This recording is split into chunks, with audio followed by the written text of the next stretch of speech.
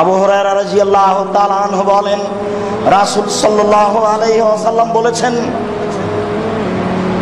ইদখুলু ইয়াওমাল কিয়ামা ওয়া ফাওয়াদানি রাব্বি, আমার প্রতিপালক আমার সাথে ওয়াদা করেছেন। আমাদের নবী মুহাম্মদ সাল্লাল্লাহু আলাইহি সাল্লাম বলেন, ওয়াদানি রাব্বি, আমার প্রতিপালক আমার সাথে ওয়াদা করেছেন, আইয়ুদখিলা মিন উম্মতি ৭০,০০০ বেগারে হিসাব ওয়ালা আযাব, আমার উম্মতের ৭০,০০০ মানুষকে হিসাব ছাড়াই জান্নাতে দেবেন। আল্লাহ আমাকে বলেছেন, মুহাম্মদ আপনি শুনে রাখুন, আপনার উম্মতের ৭০,০০০ মানুষকে আমি আল্লাহ হিসাব ছাড়াই জান্নাতে দেব। আমি তাদের হিসাব নিব না, আমি তাদের শাস্তিও দেব না। এরপরে বলছেন, মা কুল্লি আলফিন সাবুনা আলফ, আরো প্রত্যেক হাজারের সাথে আরো ৭০, আরো প্রত্যেক হাজারের সাথে আরো ৭০। এই যে ৭০,০০০ দিয়েছি, এই ৭০,০০০-এর প্রত্যেক হাজারের সাথে আরো ৭০ করে দিব। এমনিতেই এইটুকু বলা শেষ হতে না হতেই এবার রাসূল সাল্লাল্লাহু আলাইহি সাল্লাম বলছেন, আমার প্রতিপালক আমার সাথে ওয়াদা করেছেন, আমার প্রতিপালক বিচারের মাঠে জাহান্নামে এভাবে অঞ্জলি দিয়ে ৩ অঞ্জলি মানুষ জাহান্নাম থেকে বের করে জান্নাতে দিয়ে দিবেন।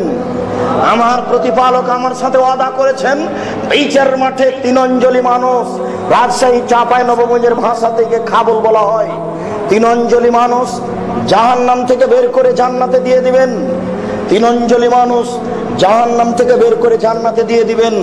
তাই তো ডক্টর শহীদুল্লাহ আসল ভাষার পণ্ডিত মাওলানা আব্দুল্লাহ আল কাফি আল কুরাইশি রাহিমাহুল্লাহকে বলেছিলেন, জনাব আল্লাহর হাত কি ছোট?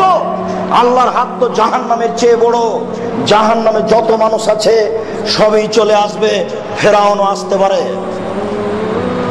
তখন মাওলানা আব্দুল্লাহ কাফি আল কুরাইশি রাহিমাহুল্লাহ বলেছিলেন, জনাব মনে রাখবেন, অন্তরে ঈমান থাকবে না যার, অঞ্জলিতে আসার সুযোগ হবে না তার।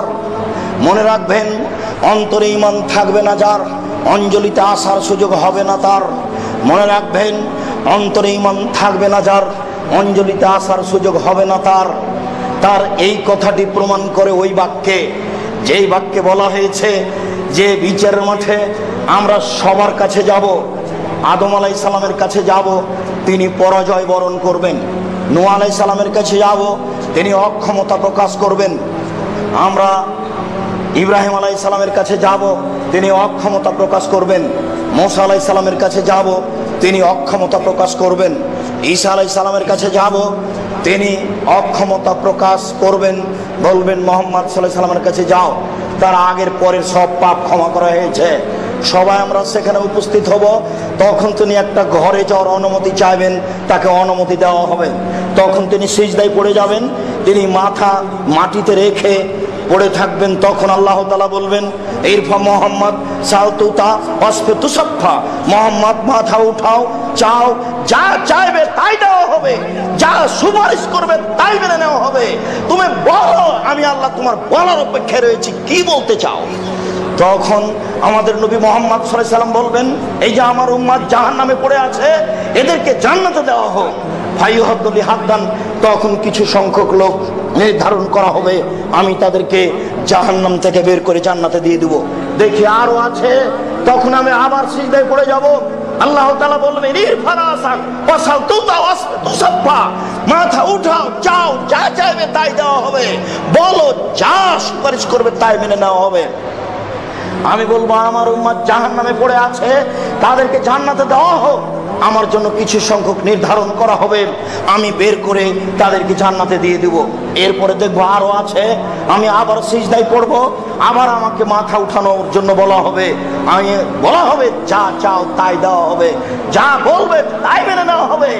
আমি বলবো, এই যে লোকজন জাহান্নামে পড়ে আছে, এদেরকে জাহান্নাম থেকে বের করে জান্নাতে দেওয়া হোক।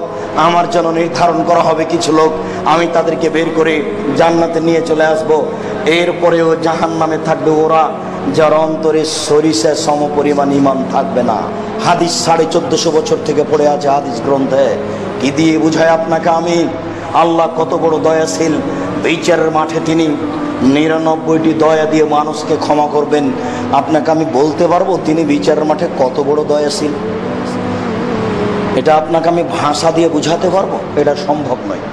আমি আপনাকে ভাষা দিয়ে বুঝাতে পারবো না তিনি বিচারের মাঠে কত বড় দয়াশীল হবেন।